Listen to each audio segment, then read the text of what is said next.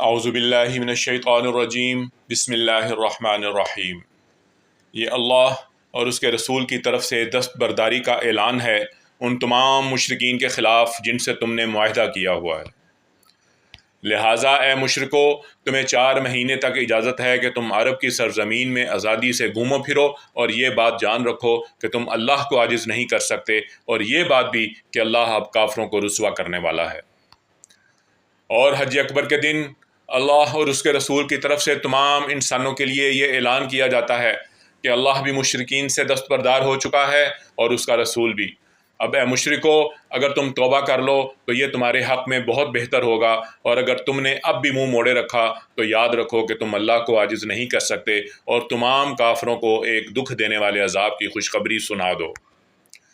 البتہ جن مشرکین سے تم نے معاہدہ کیا ہے، پھر ان لوگوں نے تمہارے ساتھ عہد میں کوئی کوتاہی نہیں کی اور تمہارے خلاف کسی کی مدد بھی نہیں کی، تو ان کے ساتھ کیے ہوئے معاہدے کی مدت کو پورا کرو، بے شک اللہ رب العزت احتیاط کرنے والوں کو پسند کرتا ہے۔ چنانچہ جب حرمت والے مہینے گزر جائیں تو ان مشرکین کو جنہوں نے تمہارے ساتھ بدعہدی کی تھی، جہاں بھی پاؤ قتل کر ڈالو، اور انہیں پکڑو، انہیں گھیرو، اور انہیں پکڑنے کے لیے ہر گھات کی جگہ تاک لگا کر بیٹھو۔ ہاں، اگر وہ توبہ کر لیں اور نماز قائم کریں اور زکوٰۃ ادا کریں تو ان کا راستہ چھوڑ دو، یقیناً اللہ بہت بخشنے والا بڑا مہربان ہے۔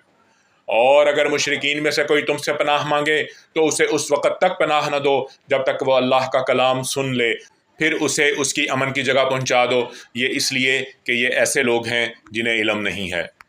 ان مشرکین سے اللہ اور اس کے رسول کے ساتھ کوئی معاہدہ کیسے باقی رہ سکتا ہے؟ البتہ جن لوگوں سے تم نے مسجد حرام کے قریب معاہدہ کیا ہے، جب تک وہ تمہارے ساتھ سیدھے رہیں تم بھی ان کے ساتھ سیدھے رہو، بے شک اللہ متقی لوگوں کو پسند کرتا ہے۔ لیکن دوسرے مشرکین کے ساتھ کیسے معاہدہ برقرار رہ سکتا ہے جب ان کا حال یہ ہے کہ اگر کبھی تم پر غالب آ جائیں تو تمہارے معاملے میں نہ کسی رشتہ داری کا خیال کریں نہ کسی معاہدے کا، یہ تمہیں اپنی زبانی باتوں سے راضی کرنا چاہتے ہیں، حالانکہ ان کے دل انکار کرتے ہیں اور ان میں سے اکثر لوگ نافرمان ہیں۔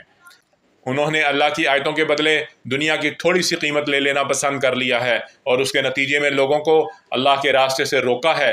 واقعہ یہ ہے کہ ان کے کرتوت بہت برے ہیں۔ یہ کسی بھی مومن کے معاملے میں کسی رشتہ داری یا معاہدے کا پاس نہیں کرتے، اور یہی ہیں جو حدیں توڑنے والے ہیں۔ لہٰذا اگر یہ توبہ کر لیں اور نماز قائم کریں اور زکوٰۃ ادا کریں تو یہ تمہارے دینی بھائی بن جائیں گے، اور ہم احکام کی یہ تفصیل ان لوگوں کے لیے بیان کر رہے ہیں جو جاننا چاہیں۔ صدق اللہ العظیم۔